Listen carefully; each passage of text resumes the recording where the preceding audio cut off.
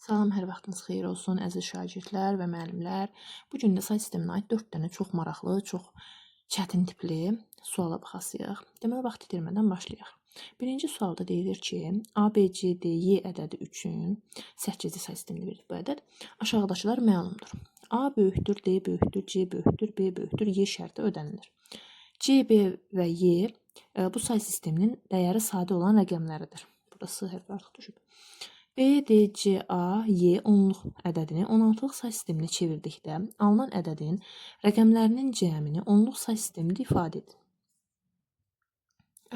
Deməli, bu şərt ödənilir və burada bu ədədlər sadə ədədlərdir. Sadə ədədlər nədir? Birinci ona baxaq. Deməli, baxın, burada qısa formada yazdım. 8-ci say sistemində belə bir ədəddir. Bu şərt ödənilir müqayisə üçün. Və də CB-yi sadə ədədlərdir. Sadə ədəd o deməkdir ki, yalnız özünə və 1-ə bölünsün. Yalnız özünə və 1-ə bölünsün. 8-ci say sistemindəki sadə ədədlər hansılardır? Deməli, 1 yox, 2-dir, 3-dür, 5-dir, 7-dir. Düzdürmü? Burada 1 ümumiyyətlə nə sadə, nə mürəkkəb ədəd deyil. Tərifində belə gedir. Deməli, burada CB-yi sadədir. Baxın, CB-yi sadədirsə, C deməli 7 ola bilməz. Çünki niyə? A böyükdür D şərti var. Mən C-ni 7 qoysam, A-nın D nə olasıdır? 8-ci say sistemində onsuz ki, 1-dən 0-dan 7-yə qədər ədədlər var. Deməli, burada 7-ni qoya bilmirəmsə, deməli CB-yə mən C-yə qoyaram 5. Çünki 5 böyükdür. B-yə qoyaram 3. Y-yə də qoyaram 2. Bu şərt ödənsin deyə. A-la D-yə də yalnız 6 və 7 qalır. Çünki 5-dən böyük, bir dənə 8-ci say sistemində 7 ilə 6 var. Biri də böyüyü A-ya, yəni 7 A-ya uyğun gəlir, 6 da D-yə uyğun gəlir. Deməli, mən tapdım. A, D, C, B, Y. Bunların hər birini tapdım. İndi bizdən deyir ki, B, D, C, A, Y. Onluq ədədini 16-lıq say sisteminə çevirəndən sonra alınan ədədin rəqəmlərinin cəmini tap. Belə bir şey deyir. Deməli, burada B neçədir? B 3-dür. D 6-dır. C 5-dir. A 7-dir. Y də 2-dir. Onluq say sistemində belə bir ədəd aldım. İndi bu ədədi 16-lıq say sisteminə çevirməliyəm. Bunun üçün də bu ədədi neynəməliyəm?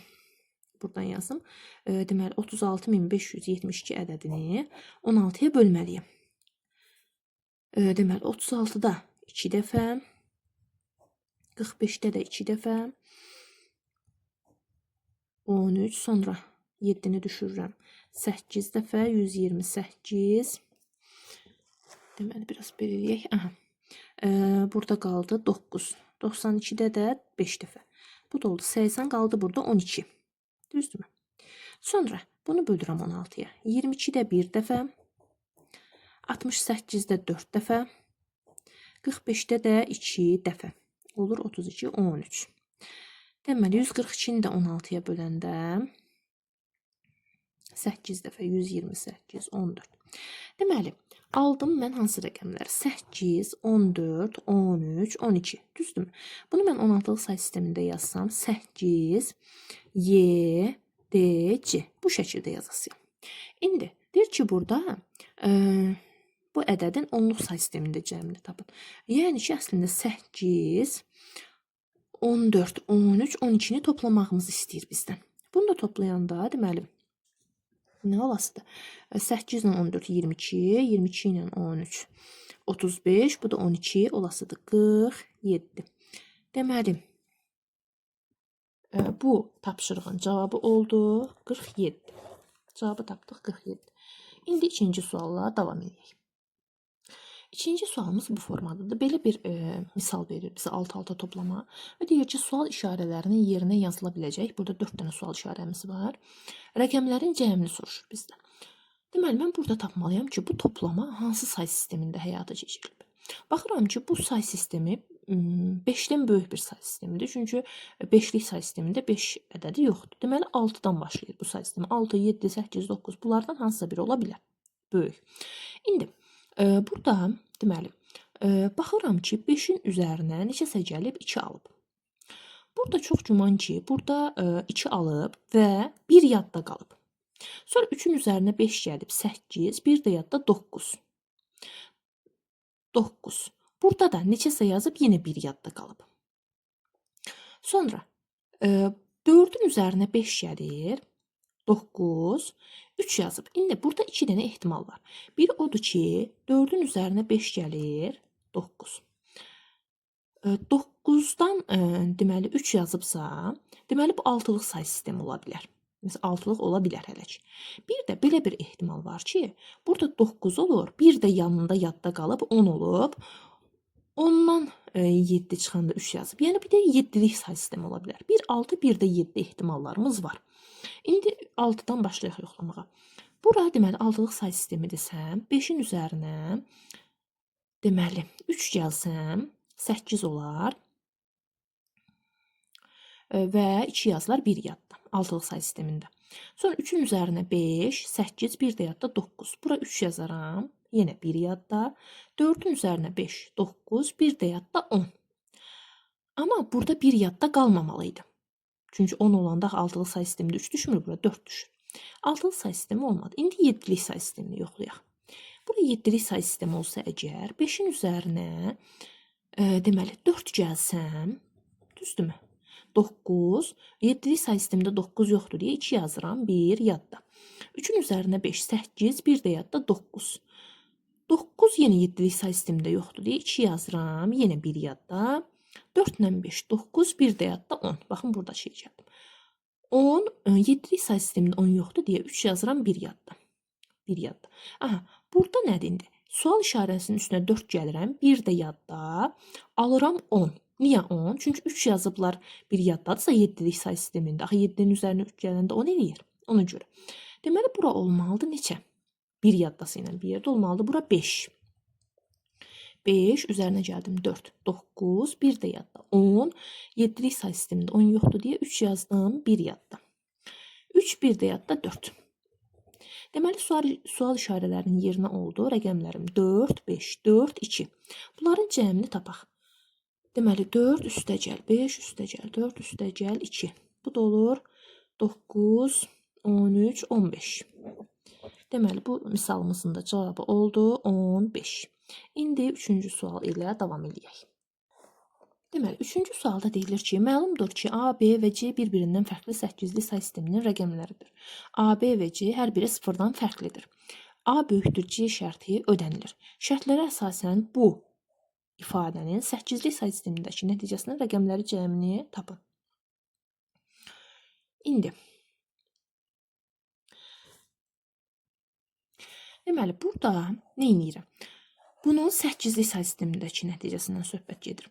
Ümumiyyətlə, bu suallarda, bu tip suallarda, yəni bizə yalnız deyir ki, A böyükdür C şərti ödənilir. Bundan da yuxarıda var ki, hər biri 0-dan fərqlidir. Biz buna əsasən, yəni nəsə bir fikir yürüdə bilmərik. Deməli ki, burada A, B, C-ni neçə götürməyimdən asılı olmayaraq, burada cavab dəyişmir. Buradan belə bir nəticə çıxır. Necə ki, məsələn, biz buna nəyi nümunə göstərə bilərik?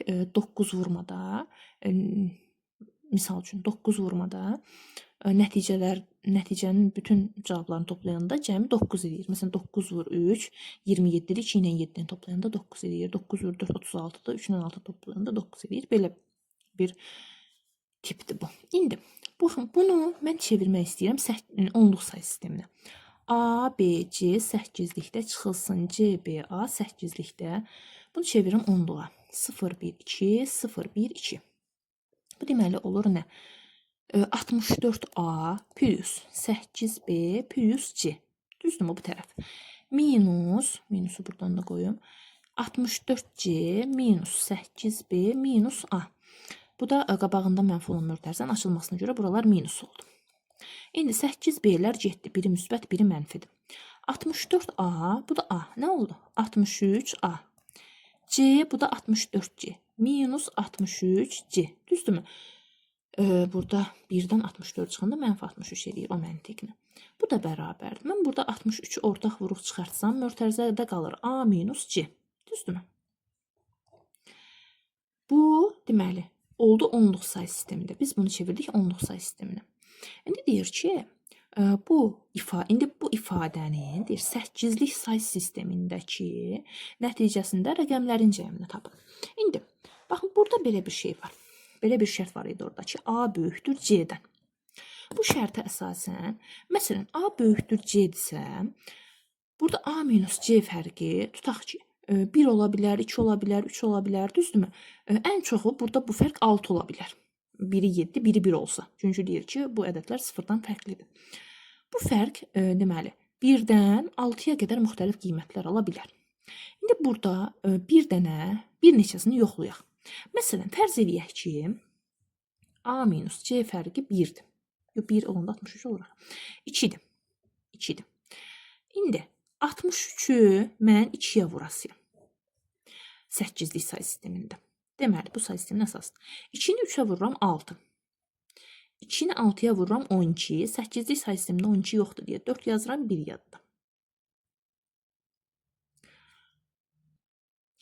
Burada bu axı 10-luq say sistemində deyim, mən 8-də yazdım ki, bu 10-luqdur. 63-ü 2-yə vururam, alıram 126. Düzdürmü? Sonra təsəvvür edək ki, A minus 2, 2 nədir? A minus C 3-dür. Onda 63-ü 3-ə vururam, alıram 9, 189. Bu da 10-luqda, bu da 10-luqda.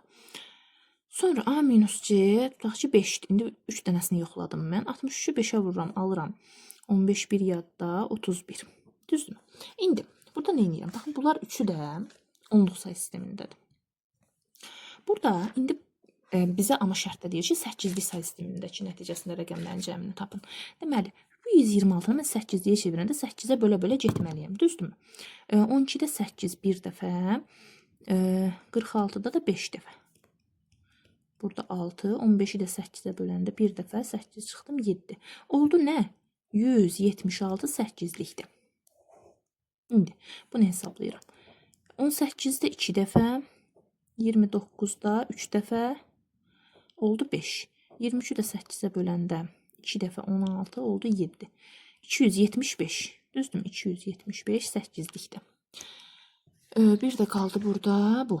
315. Əslində, buradakı 1-dən 6-ya qədər bütün ehtimallara da yoxlamaq olar. Mən 3 dənəsini yoxladım. 315-i də 8-ə bölürəm. 31-də 3 dəfə, 75-də 9 dəfə.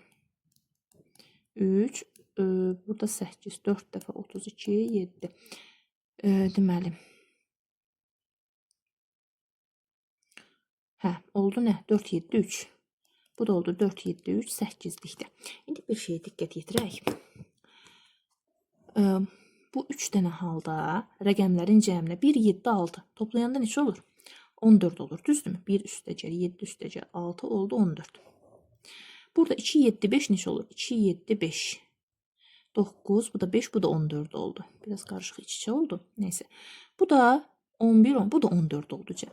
Yəni ki, burada A minus C-nin 1, 2, 3, 4, 5, 6 neçə olmağından asılı olmayaraq, həmin ədədin 8-lik say sisteminə çevirəndə rəqəmlərin cəmi oldu neçə? Hamısında 14. Deməli ki, bu tapşırığımızda da cavabımız 14 imiş. 14. İndi sonuncu sualımız olan dördüncü suala baxaq. Dördüncü sualda deyilir ki, 667 rəqəmli ikilik ən böyük natural ədəd verilib. Bu ədədin üzərinə A natural ədədi əlavə edildikdə 670 rəqəmli ən kiçik ikilik natural ədəd alınır. A ədədinin ikilik təsvirindəki 0 rəqəmlərinin sayı 1 rəqəmlərinin sayından neçə dəfə çoxdur? İndi 667 rəqəmli ikilik ən böyük ədəd, 667 rəqəmli ən böyük ədəd nə deməkdir? 667 dənə 1 deməkdir, düzdürmü? 667 dənə 1. Sonra bunun üzərinə A gəlir və alır nə? 670 rəqəmli ən kiçik ədədi. 670 rəqəmli ən kiçik ədədi. Bu da bir yanında nə deməkdir? 669 dənə 0 deməkdir ikilik say sistemində. Sonra deyir ki, burada A ədədində sıfırların sayı birlərin sayından neçə dəfə çoxdur?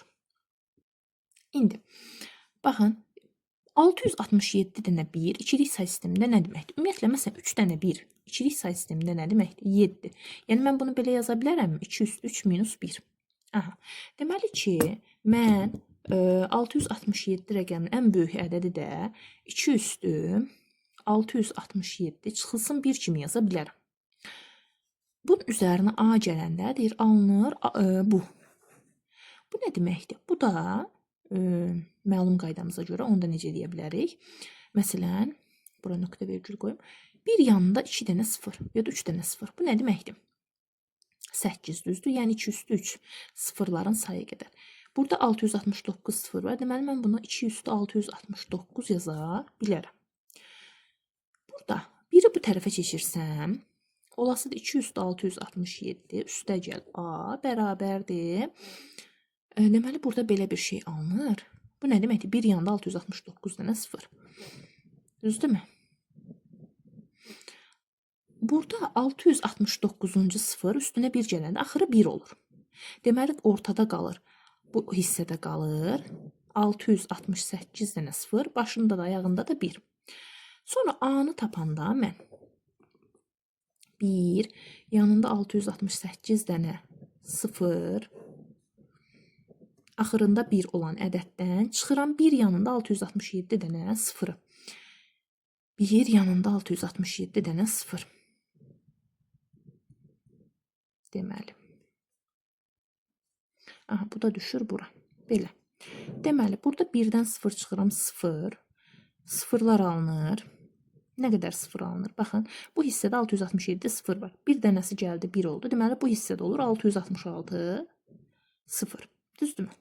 Sonra burada 0-dan 1 çıxmaq olmur. Bir dəqiqə görünmürmüş. Hə. Burada 0-dan 1 çıxmaq olmur. Qonşuda da yoxdur. Buradan alıram. Deməli, bura olur. 1-dən 1 çıxıram. Daha doğrusu, bura 1 olur. Burada da yenə 1 olur. Düzdürmü? Çıxanda. Bu hissədə 0 olur. Bu başdakı 0-ı saymırıq. Deməli, 666 dənə 0 oldu, 3 dənə 1 oldu. Şərtdə də bizdən deyilirdi ki, soruşulurdu ki, 0 rəqəmlərinin sayı 1-dən nə qədər çoxdur, neçə dəfə çoxdur. Deməli, 666 dənə 0-dır, 3 dənə də 1-dir. Bunu da dəfəsini tapanda bölürəm. Böyük 2-yə bölürəm, alıram 222 dəfə çox olmuş oldu. Deməli, bu tapşırığımızın da cavabı oldu neçə? 222. Belə, 4 dənə sualımızın sonuna gəldik.